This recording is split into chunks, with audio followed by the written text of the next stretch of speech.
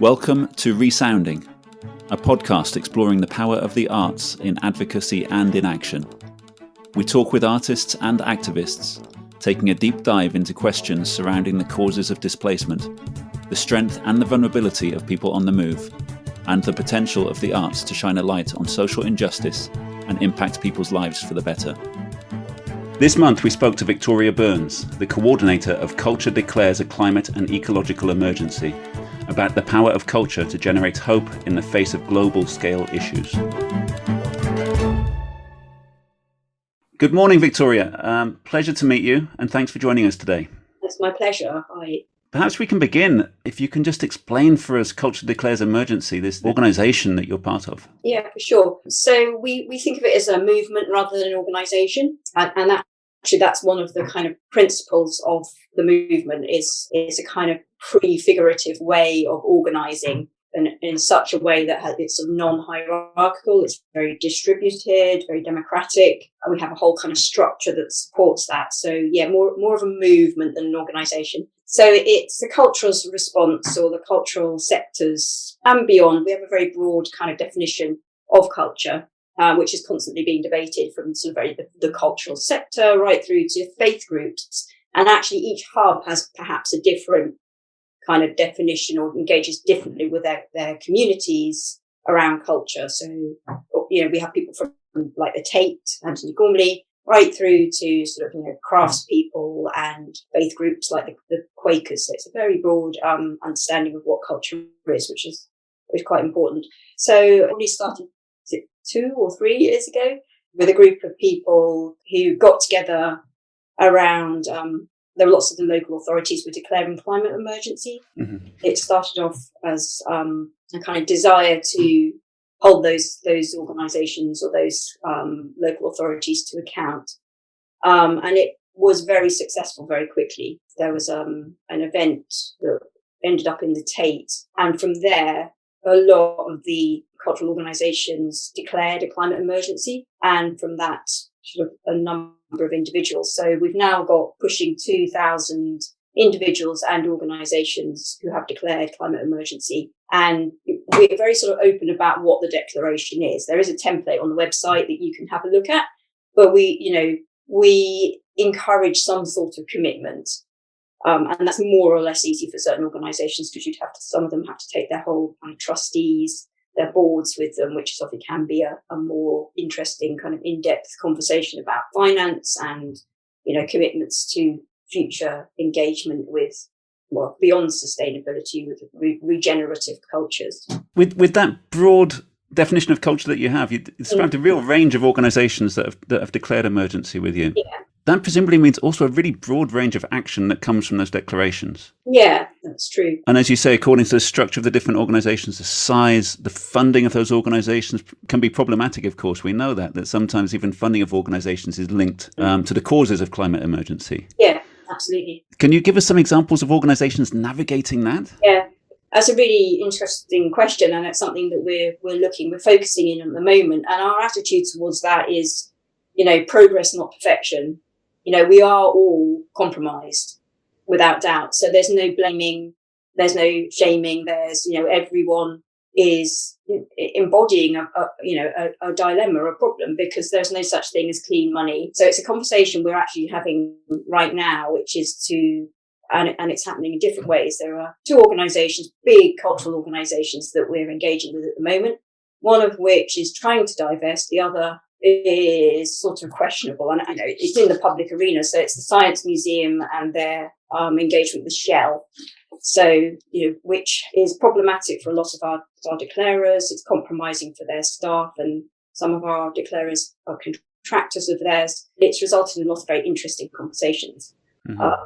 But I could go on for a long time about Science Museum and Shell. But it's certainly an interesting conversation for anyone listening to this to go and look up and find their sort of try and think about navigating their way through it, because we look to the Science Museum to provide the ultimate in sort of science education, but Yes. are they compromised by their relationship with Shell? Right. An interesting question. Are they genuinely committed to the targets of the Paris Agreement? Yeah. So it's those sort of very kind of, it's not, there are no simple answers, but we like to provide an arena for having those conversations. So we also have it started off in lockdown, online show called The Offer, and coming up, we'll be inviting people from some of the cultural organisations who are struggling with these questions to come and sort of talk about it, because share the problem, and that's going to help everyone, I'm sure. Exactly, because we're all navigating it, on our individual lesson level and through our our work in our organisations. Yeah, it raises immediately a couple of things for me which I struggle with. One is this idea that I've often been of the frame of mind that culture in itself is so positive. Museums existing is so positive. Concert halls providing access to art is so positive. But what we immediately get to is the fact that actually within that we need to be maybe measuring that differently. That positivity of museums are good, therefore we need to fund them. Yeah, well, we do need to fund them. They need to be funded. They have enormous power to shape minds and engage imaginations. So this is where culture has a massive kind of leverage around questions of kind of the climate emergency and climate ecological emergency. I mean, there's no way of neutrally presenting a collection. Right. There's a choice about how you present that collection, and they can tell very many different stories. And one of the big problems, I think, of the 21st century is this idea of neutrality. There is no position where anyone is neutral. And one of the things that culture does is tell different stories, and societies are changed through their ability for people to learn. The stories that cultural organisations tell and how they engage their communities can support that learning in different ways. Yeah, absolutely. I called Culture Declares an organisation rather than a movement, which you explained was also to do with a kind of non-hierarchical approach. It's about actually reimagining how organisations can work together, a movement towards something together, as opposed to imposed probably from the top. Mm-hmm. And that question of power is very evident here too, isn't it? Because funders often hold the power. Mm. The stories that arts organisations tell is often influenced by so many forms of power. Yeah. So within this, and reading through things you have on your website, that idea of reimagining structures as we move towards a more regenerative future seems to be so central to the stance that you take, that within just addressing environmental issues is also a need to address some other power structures and look for new ways forward. Absolutely. Yeah. I mean, I think there's the dominant culture or Western culture it's itself. It's a paradigm. It's cultural. It's a story. It's not the only story. But what's happened with our sort of mechanistic view of the world, blame Augustus Comte in positivism. That's in the 19th century. We have this very mechanistic view of the world, and it's kind of capitalism has co-opted it. So almost like capitalism is a natural law. It's become so sort of embedded in our consciousness. People don't consider other ways of being.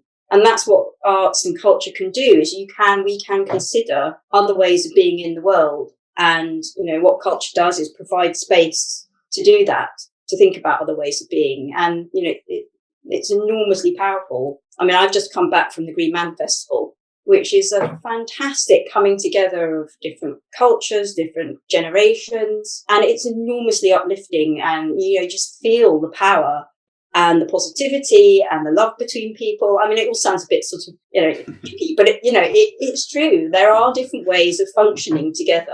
Yeah. And then, of course, you step out back into the real world and realize just how embedded that way of thinking and being together is. So culture can make us question, who holds the power? Why is there's a dominant discourse? Yeah.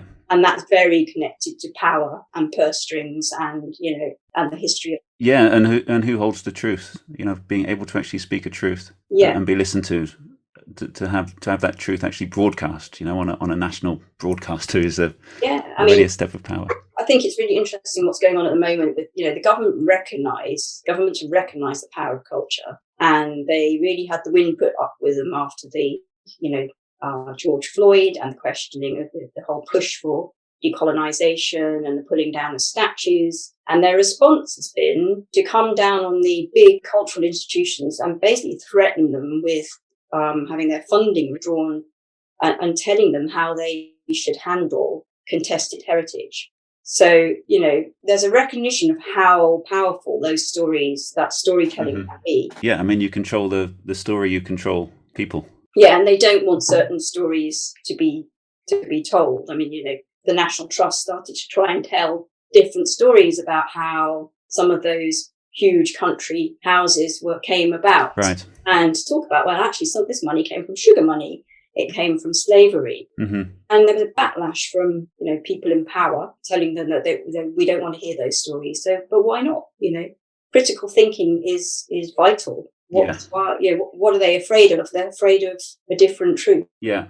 And I think there is a growing realization that to continue with the same form of thinking, to continue with the same way of operating, is not going to solve the problem caused by that way of thinking and that way of operating. Exactly. It's impossible. That's exactly it. There's the phrase, the Anthropocene, which is the idea that humans have made a geological mark on the planet already by the way they are in the world. And, there are different markers for where it started, but the strongest markers is at the beginning of, colonialism and the Industrial Revolution. Right. So, you can link all that power and the way we've started and the heating of the earth start in that very dramatic way, starts then. Museums are so important because they tell that story. Yes. That's why heritage, the way you tell your heritage, is so important. It's also a step in history where arts began to be funded in a certain way as well, I think. That a lot of that wealth was also invested in concert halls and displays of wealth and displays of lavishness, Yeah, sure. So you've got arts organisations actually operating differently in themselves as part of the declaration, actual commitment to do things differently. Maybe, simple things like considering how much we travel, how much we fly, how much we contribute to carbon emissions, for example. Yeah. And then this kind of advocacy angle too, the fact that the arts is such a powerful mechanism to generate different stories, to imagine different realities. Yeah. To speak to power also. Exactly. Yeah, that's very much what we're about. So you're right, absolutely right. There's a sort of operational level, do as you say. Right. Because, they are great producers of CO2, cultural organisations potentially. And then the other part is the storytelling. So Culture Declares sort of covers both. I mean, there are other organisations in the UK that we partner with who work with cultural organisations to decarbonise, which is Julie's Bicycle, who are the Arts Council's partner in that. Right. So we work very closely with them, but we're very much about that, but also about the storytelling and the space you can create to think about more regenerative ways of being. Yeah. And the Letters to the Earth project is a wonderful example of that. What a moving collection of letters and stories. Yeah, it's great. It's such a sort of simple idea. It's very immediate. It's something you can do very quickly. Yeah. And it's sort of cathartic for people, actually. People that say that, aren't they, that say, I've been thinking of this on my own for so long. Yeah, people think they're alone. Yeah. I think that's why what's so important about networks and coming together and, being able to admit that you're frightened. Even people high up in who do have to make these very difficult decisions about funding for organisations, they're humans too. They're probably suffering the dissonance, and they most certainly are, that we all are. But I think that's sort of what networks like Culture Declares can do, is make people feel empowered and that they've got other people to talk to about it. Yeah. There's certainly a big well-being aspect of what we do. Yeah. Yeah, I found those letters, the ones I've read, listened to, there is a sense of a shared message there. There's nothing there that I would disagree with. There's nothing there that I don't follow along with. Mm-hmm. There's also a great sense of responsibility, especially those stories from children. They're heartbreaking. It's that truth of a child. It's a child saying, what are you doing? And for me, I read them and I look around the room and I think, not enough. Yeah. Not enough. I look at the pile of plastic I'm taking out, and I look at so many things around me and think, I'm not doing enough here. I think it's very difficult to be caught in a system that you're you're trying to change, and that's the hard thing about it. Dear mortals, I know you are busy with your colourful lives. You grow so quickly bored and detest moralising. I have no wish to waste the little time that remains on arguments and heated debates. I wish I could entertain you with some magnificent propositions and glorious jokes. But the best I can do is this. I haven't happened yet, but I will. I am the future. But before I appear, please, close the scrolls of information, let the laptop sleep, sit still, and shut your eyes. Listen. Things are going to change. So, here goes. The first thing I want to say is, this is not a love story. This is not about you and me, about individuals, about relationships, however they end. This is about something bigger. This is about catastrophe, about the end of life as we know it. You'll want it not to be, you'll try to tell yourself all kinds of other stories, but it is. I don't know how much clearer I can make it. Don't open your eyes. Not yet. I'm not trying to frighten you. Think of me not as a wish or a nightmare, but as a story you have to tell yourselves. Here's a story. It's called the Holocene. It's a good one, this one. And it sounds lovely, doesn't it? Holocene. All those open vowels. All that possibility. They're wanting to tell us something. The future people, the people whom we are the ancestors. Yeah, so for artists and art organisations, joining a declaration is an action. Yeah. And I'm sure for one purpose it would serve for me, for example, is feeling, okay, that's a step. I'm committing to a step here. Mm-hmm. That feeling of hopelessness maybe dissipates briefly. I mean, feeling that your action, I think this might have been Bless the Earth, but it was creativity is the antidote to despair. Right. And I think the other thing that, the way we're structured is, because like I say, we are, flat, but we try and be supportive of one another. There's a lot of sort of network of growing kind of mycelium connection.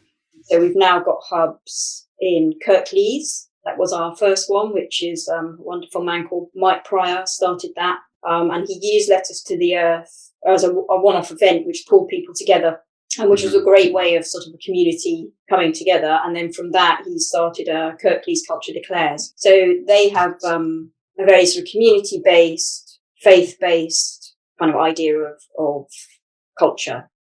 And they get involved in very sort of local projects. They did a lovely thing a few weeks ago, and I think this was online. That was a nice video.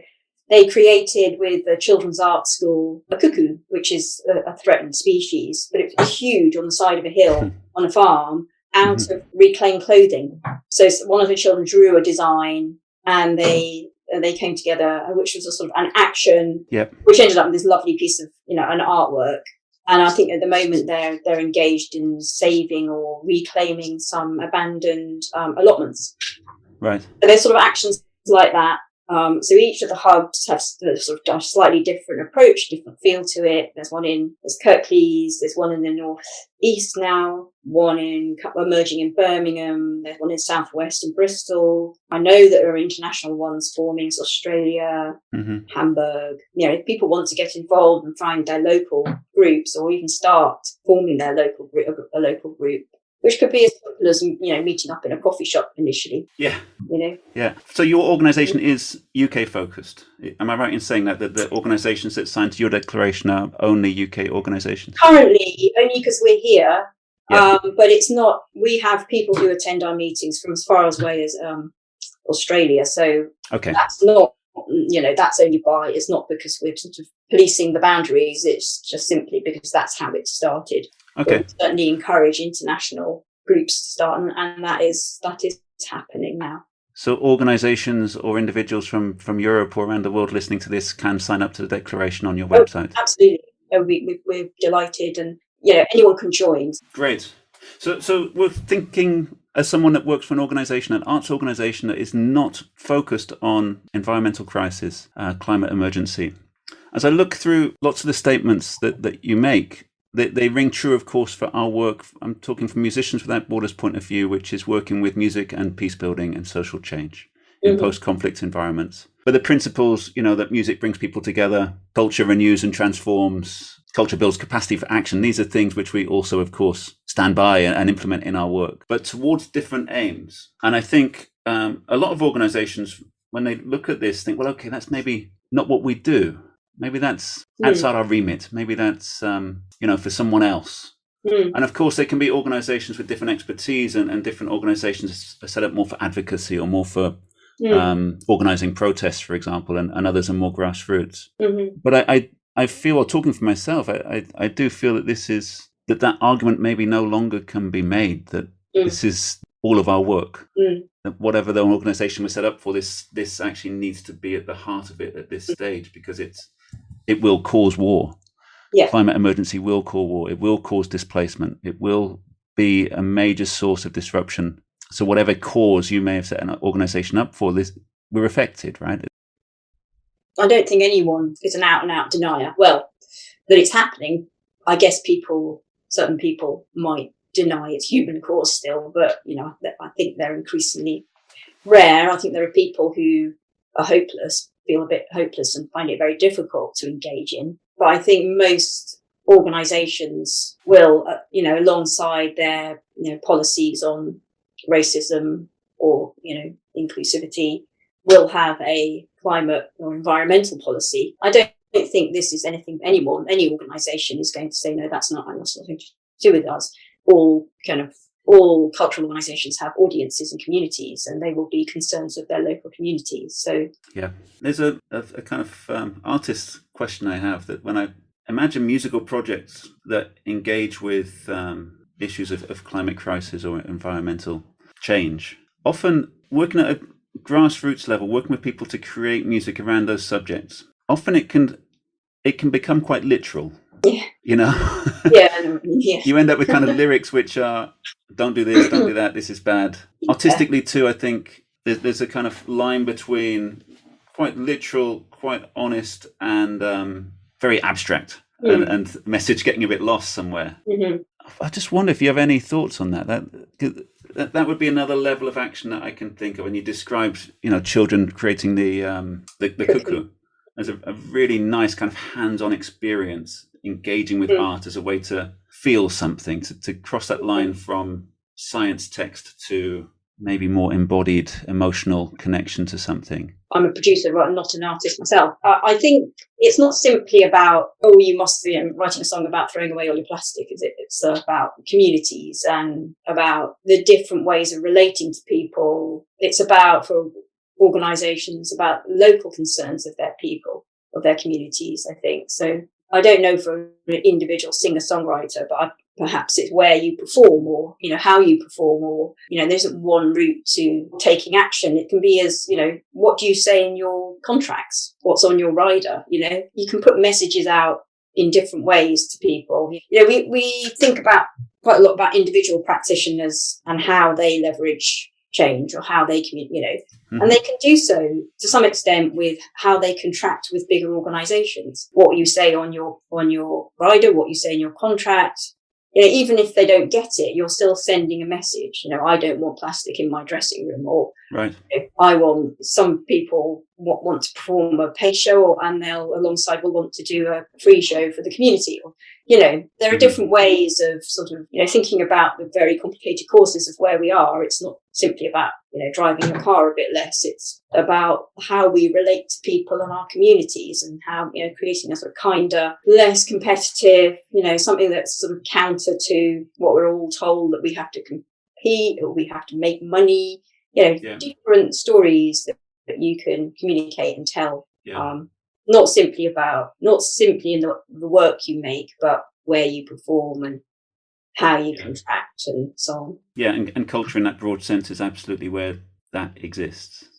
Given the importance that we're talking about with culture and this issue of climate emergency, it still seems very absent from the general discussion, from political level discussion.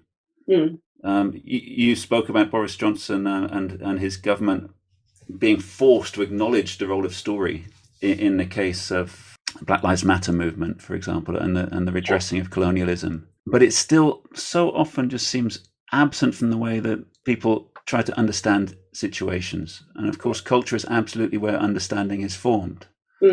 It's not, I don't think it's in any policy that culture is a means of learning about land. Culture is a means of learning how people live well. Culture is a way that people regenerate after things go wrong. Am I right in that? I hope I'm not right in that, but I don't see it at that policy level. I think, the thing about acknowledging storytelling is it's dangerous. If you allow people to imagine different ways of being, it will disrupt the status quo. And that's the big difficulty, isn't it? Because, a lot of the answers they give is, we can sort this out through the system that we currently have. But the market will fix it. Yeah, which is nonsense. I mean, certainly it can help, but it's not the only answer. I mean, degrowth is the answer, and that's not what this government want, is it? No, I don't think that's what their friends are asking for now. But they do recognise it because it's not an accident that the Union flag has started appearing behind their backs in every. So they know the power of the image. Yeah. Again, the cultural organisations have been told they have to fly the Union flag above them. So there's certainly an understanding of the power of culture and storytelling. Yeah, in a very controlled way. Yeah, but they want to control the story, like you said. Yeah, and it raises the global nature of what we're talking about too. That if we're talking about culture, the importance of every culture and every frame of knowledge on this subject being brought to the table, and every possibility of a solution, every possibility of people that already know some of the answers being listened to. Or at least being left alone to continue. And also getting through to people's, I think a lot of people do things and do jobs that make them feel uncomfortable and compromised. Right. And I think that comes back to the way we like to, we are activists, but at the same time, we want to create a conversation. We want to be bridge builders.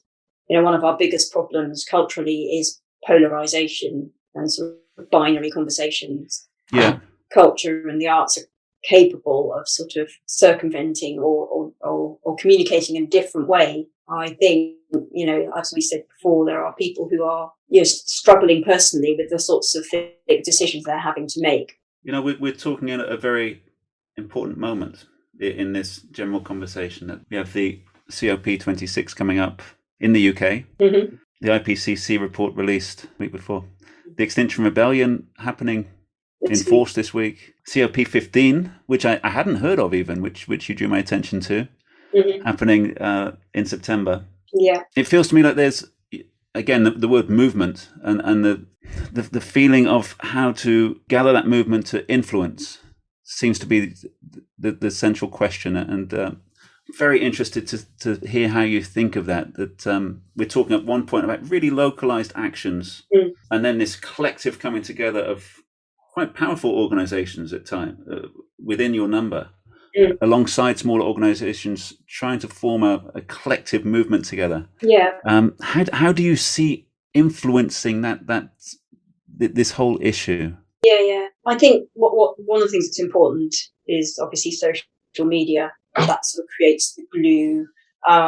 We have an action and events working group, and that will tend to come up with, or might encourage organisations or our hubs to work around particular, moments which we will hashtag in a certain way. So obviously COP26 is the big one coming up, and we're also in conversation with the other. We're a sort of movement of movements. We recognise CD exists amongst a lot of other, environmental movements and cultural environmental movements. So we are in conversation with them that we'll share hashtags and we'll mutually amplify each other's stories.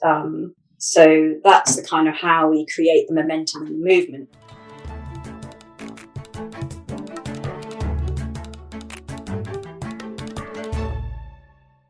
If you can share just a couple of thoughts with the kind of listeners of this podcast and the Art27 network, which is a network of organizations and art practitioners working with people who have been forced to migrate within Europe. Mm-hmm. Some of the organisations also have other work that they do also, and as we've said, it's always going to cross over with what we're talking about.